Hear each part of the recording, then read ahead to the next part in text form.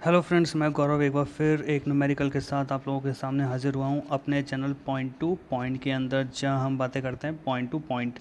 इस क्वेश्चन के अंदर हमसे पूछा गया है कि जो 1 ओम का रेजिस्टेंस यहाँ पे कनेक्ट है उसमें कितना पावर लॉस होगा, और साथ में पूछा गया है कि जो डिपेंडेंट सोर्स लगा हुआ है उसमें के की वैल्यू क्या होगी। तो ये है वो 1 ओम का रजिस्टर जिसमें पावर लॉस निकालना है, और ये है के जिसके अंदर हमें के की वैल्यू फाइंड आउट करनी है यूजिंग नोडल एनालिसिस। तो आइए फ्रेंड्स, देखते हैं इस क्वेश्चन को हम कैसे सॉल्व कर पाते हैं। जैसे कि आपको पता है कि हम सर्किट में कहीं ना कहीं एक ग्राउंड ज़रूर लेते हैं, तो हम इस पॉइंट को एज अ ग्राउंड पॉइंट लेके यहाँ का वोल्टेज ज़ीरो मान लेते हैं, क्योंकि अगर यहाँ का वोल्टेज ज़ीरो है तो डेफिनेटली यहाँ का वोल्टेज भी ज़ीरो होगा, और अगर यहाँ का वोल्टेज ज़ीरो होगा तो यहाँ जो वोल्टेज मिलेगा this voltage will be 10 volt, and you can also says that there is 10 volt also. तो इस पॉइंट का यानी इस नोड का वोल्टेज मुझे 10 वोल्ट मिल चुका है। आगे देखिए, ये आई नॉट करंट आ रही है ऊपर से नीचे, तो हम यहाँ मार्क करेंगे पॉजिटिव साइन को ऊपर की तरफ और नेगेटिव साइन को नीचे की तरफ। ओके, तो इस रजिस्टर पर जो वोल्टेज आएगा उस वोल्टेज की वैल्यू हम मानते हैं कि वो वोल्टेज होगा V, और उसकी वैल्यू होगी आई नॉट इंटू 1, जो कि हो जाएगी I not. So V is basically I not into 1, जिसको हम लिख सकते हैं आई नॉट। तो यहाँ का वोल्टेज होगा आई नॉट। ओके, अब हमसे पूछा जाता है इस 1 ओम के रजिस्टर में कितना पावर लॉस होगा। तो हम पावर लॉस का जो फॉर्मूला जानते हैं, that will be I square R. 1 ohm के रजिस्टर में से जो करंट फ्लो हो रही है उसकी वैल्यू है आई नॉट, तो आई नॉट का स्क्वायर इंटू आर, और आई नॉट का स्क्वायर इंटू आर की वैल्यू है 1। तो power loss by 1 ohm resistor को हम लिख सकते हैं 1 equals to I naught square into 1। So power loss in 1 ohm resistor will be I naught square.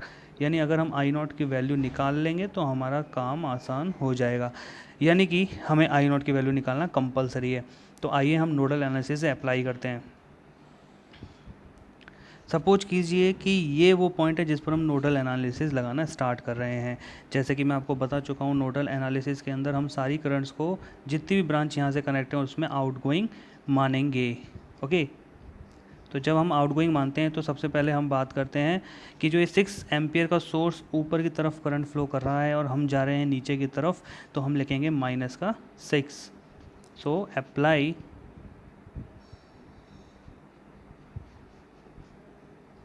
Nodal at, इस पॉइंट का नाम हम दे सकते हैं, let's say this point is A, let's say this point is A, at A. Okay, so nodal A लगाएंगे तो सबसे पहले लिखेंगे माइनस का 6। ओके, अब आप देखिए फिगर के अंदर 1 ओम में जो करंट जा रही है वो है आई नॉट, तो आप डायरेक्ट लिख सकते हैं आई नॉट, यानी plus I naught square. Okay, इसके बाद आगे देखिए 2 ओम में जो करंट जा रही है उसके साथ साथ एक डिपेंडेंट सोर्स भी लगा हुआ है के आई नॉट का। तो आप देखिए के आई नॉट अगर कोई करंट फ्लो करेगा तो उसकी डायरेक्शन भी क्या होगी, वही होगी जो नोड के थ्रू आनी चाहिए।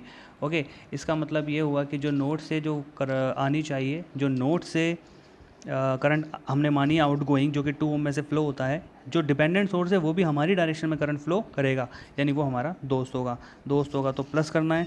लेकिन अगली नोड पर जो वोल्टेज है वो है 10 वोल्ट, और 10 वोल्ट को हमें सब्ट्रैक्ट करना ही होगा। तो अगली जो इक्वेशन के अंदर हम जो टर्म लिखने वाले हैं वो हम लिखेंगे प्लस जो वोल्टेज है वो है आई नॉट, उस नोड का वोल्टेज कितना है जहाँ पर ए पॉइंट लिया है हमने। देखिए ए पॉइंट पर कितना वोल्टेज है, आई नॉट, जिसकी वैल्यू वी लिखी है हमने, तो हम इसको आई नॉट ही लिखेंगे, वी लिखने की कोई ज़रूरत नहीं है। प्लस जो डिपेंडेंट सोर्स है वो प्लस हो जाएगा क्योंकि उसकी थ्रू जो फ्लो होने वाली करंट है उसकी डायरेक्शन और जो नोड से जो डायरेक्शन हम करंट की मान रहे हैं दोनों आउट गोइंग है। माइनस 10 जो कि वोल्टेज है नोड का, डिवाइडेड बाय रेजिस्टेंस इनके बीच में जो कनेक्ट है वो है 2, और इक्वल्स टू में 0। आइए दोबारा देखिए, ए पॉइंट से इस तरफ जाने वाली करंट हमें निकालनी है। ओके, तो के आई नॉट तो प्लस हो जाएगा आई नॉट के साथ, माइनस करेंगे 10, और इस पूरी ब्रांच में रेजिस्टेंस कितना है 2 ओम का, दिस इज़ 2 ओम। तो इस तरीके से हमने तीसरी टर्म लिख दी और तीनों टर्म का इक्वल कितना कर दिया 0। अब इस पूरी टर्म में 2 वेरिएबल हैं, एक के और एक आई नॉट, यानी हमें एक इक्वेशन और बनानी होगी। लेकिन पहले हम इसको थोड़ा सा सॉल्व कर लेते हैं।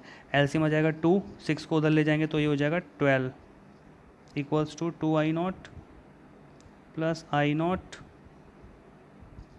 Plus K I not -10।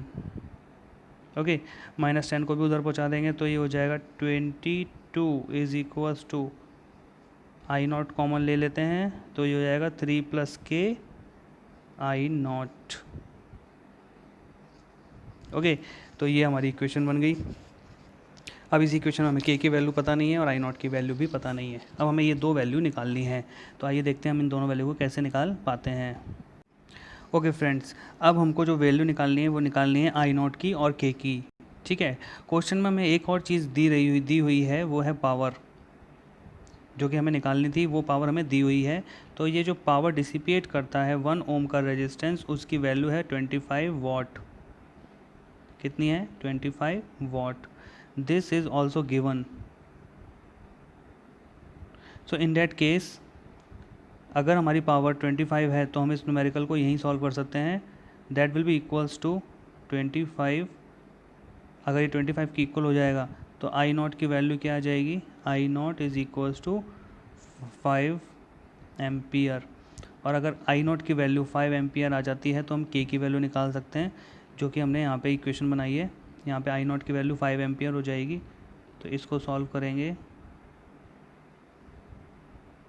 5 यानी 22/5 -3 इज इक्वल्स टू के। सो 22 - 15/5 इक्वल्स टू के, यानी कि 7/5 इक्वल्स टू के। तो यहाँ पर हमारी के की वैल्यू आ जाती है 7/5। तो इस तरीके से हम के की और आई नॉट की वैल्यू निकाल सकते हैं। इसके अंदर आप ध्यान रखें, आपको जो पावर है वो दी हुई है, तो इस न्यूमेरिकल के अंदर आपको पावर ऑलरेडी दी हुई है, आपको आई नॉट और के की वैल्यू निकालनी है। सो इस क्वेश्चन के अंदर थोड़ा सा हम इसको चेंज कर देते हैं। ये क्वेश्चन में के की वैल्यू जो फाइंड है, ये फाइंड ना होकर ये है इफ़। ओके, तो इस चीज़ को ध्यान रखिए, ये होगा if. So if the power loss in 1 ohm resistor is 25, आप यहाँ मेंशन कर लीजिए 25 वाट। ओके, तो इस तरीके से हम इस न्यूमेरिकल को कर सकते हैं। थैंक यू सो मच, ऐसी बनी रहिए।